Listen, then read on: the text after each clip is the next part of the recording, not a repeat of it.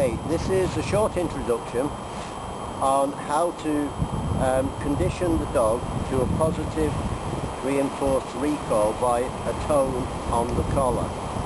So this is about the tone on the collar. The advantages of the tone on any e-collar which has them as an option are the frequency is designed for the average dog. Today is a windy day. Blowing a whistle, the dog might not hear it if it's in the wrong direction, but the tone on the e-collar is the same decibel level to the dog all the time, no matter where the dog is. That's the advantage.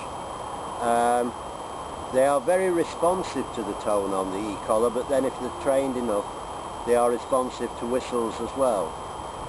The frequency on the whistle is, most whistles is very good for a dog's hearing. Voice, when the dog is distant or in wind, is not, even if you're using an inflection, which I use, the inflection is just not good enough in bad conditions. And if the dog is in drive, it probably doesn't hear at all.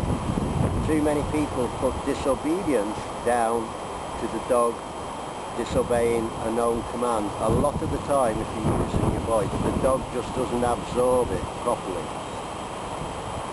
Before you start using the tone on a collar or a whistle, or before you use a whistle or any other audio signal, you must teach, the dog must be taught to recall in the first place. With the tone, you must first condition it to a positive reinforcement, which I'm going to do with my own dog now. And the best way to do it is forget treats. They're not a good reinforcer for a teenage dog or an adult dog. They're okay for puppies and for lures, but they're not a powerful reinforcer. You'll never get a dog recalling if you hold a treat out and it's flying off after some kind of prey. So just do a short little game and at the same time press the tone on the collar before you start teaching the dog recall with the collar. The dog must already know recall anyway. So I'm going to call my dog in now.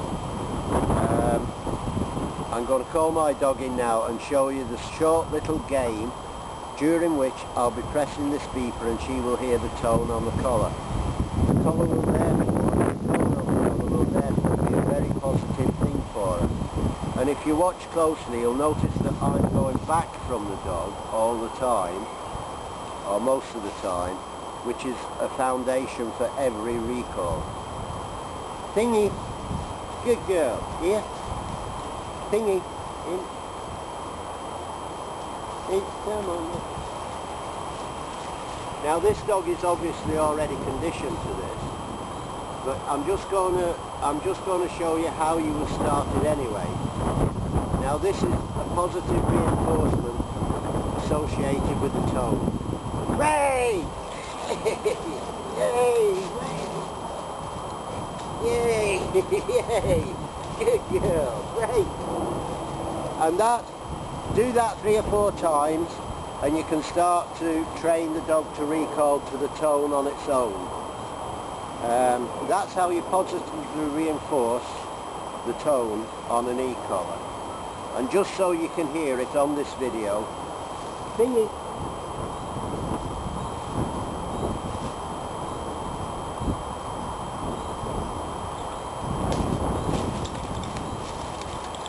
This is the tone on the e-collar.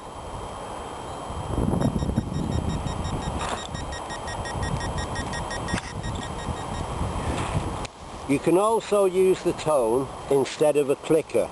Again, it has the advantages of the same decibel level and frequency all the time that the dog hears it at distance.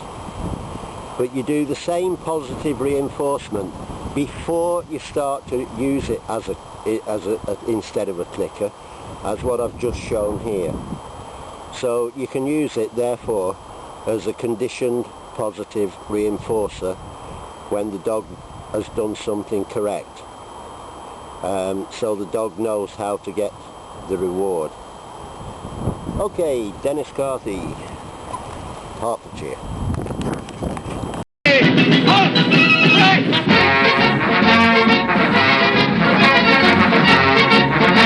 Recaller from this situation now.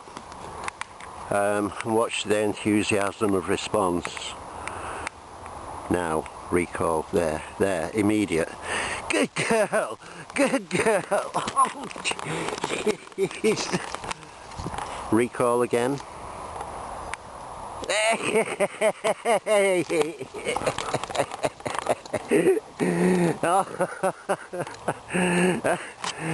Watch.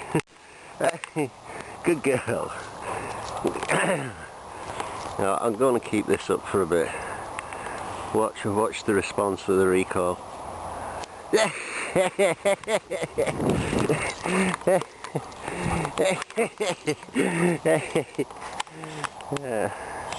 Okay, I think that's given a good representation, a normal representation, not that of the esteemed Rachel Casey, Esquire, of University of Bristol.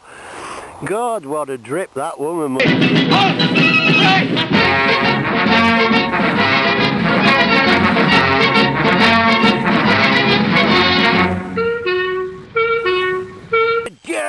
Good girl, thingy. Good girl. Oh.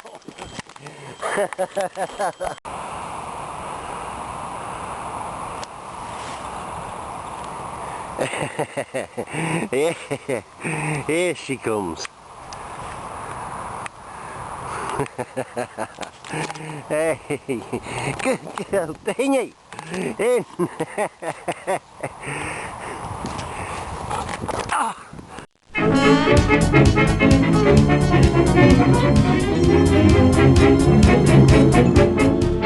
know a fat old policeman, he's always on our street. A fat and jolly red-faced man, he really is a treat.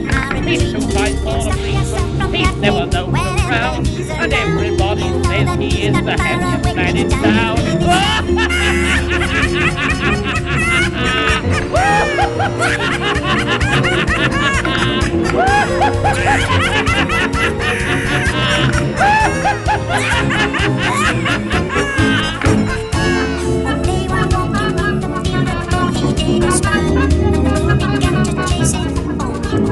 He laughed upon what you mean, he laughed upon his feet. He laughed at everybody when he's walking in the street. He never can stop laughing, he says he's never tried. But once he did arrest the man and laughed until he cried.